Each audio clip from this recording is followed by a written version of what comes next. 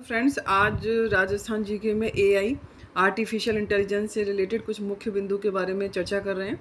Artificial intelligence का क्षेत्र इतनी तेज़ी से बदल रहा है कि कोई इसकी कल्पना नहीं कर सकता। आज जीवन के लगभग हर क्षेत्र में एआई का प्रयोग किया जा रहा है।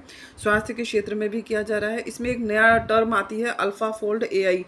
इसने अल्फा फोल्ड एआई ये प्रोटीन के लिए ली जाती है। अल्फा फोल्ड एआई ने तो इतनी प्रगति कर ली है कि इसके कारण इस बार रसायन विज्ञान का नोबेल पुरस्कार इस क्षेत्र में काम करने वाले डेमिस हस्साबिस और जॉन जम्पर को दिया गया है। एआई अल्फा फोल्ड है क्या?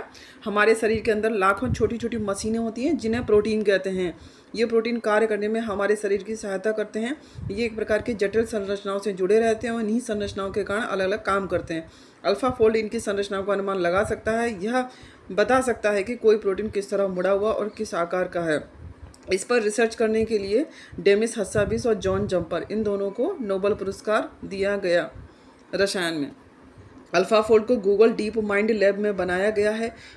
अभी इसका वर्जन 3 बाजार में अल्फा फोल्ड 3 ये बाजार में आ चुका है। अल्फा फोल्ड का प्रयोग कोरोना वायरस के प्रोटीन की संरचना को समझने में किया गया था। इससे वैक्सीन और दवाओं के विकास में सहायता मिली। फाइजर, बायोएनटेक और मॉडर्ना जैसी कंपनियों ने अल्फा फोल्ड के डेटा का प्रयोग करके कोविड-19 वैक्सीन विकसित की है। नेक्स्ट हमारा जो बिंदु है, एआई के अन्य मॉडल की तरह अल्फा फोल्ड ढेर सारे डेटा का एनालिसिस करके प्रोटीन की संरचना का अनुमान लगाता है। इसे बड़ी मात्रा में मॉलिक्यूल से जुड़ी जानकारी चाहिए, जैसे इनकी प्राइमरी, सेकेंडरी, थर्ड और क्वाटरनरी संरचना। इस डेटा को जुटाने के लिए वैज्ञानिक पहले से संरचित प्रोटीन डेटा, डीएनए और आरएनए सीक्वेंस और लिगेंड्स के बारे में जानकारी देते हैं। अल्फा फोल्ड 3 में एक नया तत्व जोड़ा गया है जिसे डिफ्यूजन नेटवर्क कहा जाता है।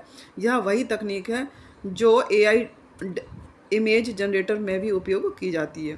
इसके लाभ क्या कहें? वैज्ञानिक नई दवाएं बना सकते हैं, नई बीमारी का इलाज ढूंढ सकते हैं, ड्रग डिज़ाइन कर सकते हैं, बायोलॉजिकल रिसर्च करते हैं, एंटीबॉडी प्रोटीन बाइंडिंग की पता लगा सकते हैं, जैविक संरचनाओं का अध्ययन किया जा सकता है। इसका मतलब यह है कि यह अणु यानी मॉलिक्यूल्स के नेटवर्क के सभी पहलुओं को ध्यान में रखते हुए इनकी पूरी संरचना और कार्यक्षमता को समझ सकता है। शिक्षा के क्षेत्र में एआई बहुत महत्वपूर्ण है। ऐसे अनेक ऑनलाइन कोर्स उपलब्ध करा रहे हैं जो फ्री हैं। इन्हें कोई भी कर सकता है और इसके जरिए एआई की अच्छी खासी जानकारी प्राप्त की जाती है।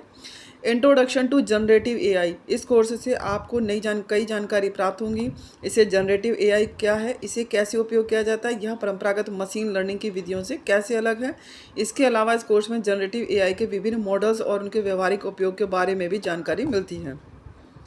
इंट्रोडक्शन टू इमेज जनरेशन, अगर आप विभिन्न जनरेटिव मॉडल्स के एक साथ उपयोग के सिद्धांत के बारे में समझना चाहते हैं तो उन्हें गूगल क्लाउड के प्लेटफॉर्म वर्ट